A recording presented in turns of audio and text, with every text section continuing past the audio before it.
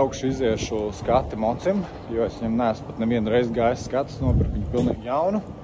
Un Marta grib pirmo reizi pabraukāties ar manīm, tā kā jāskārto tās visas lietas, bet es domāju, ka tur sarežģīti nekas nebūs.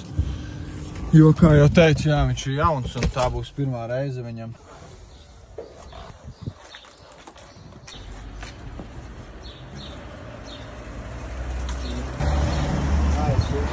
Ko jāizmēģina viņš pirmo reizi piešķilt pēc ziemas sezonas, vajadzētu jau visam būt labi.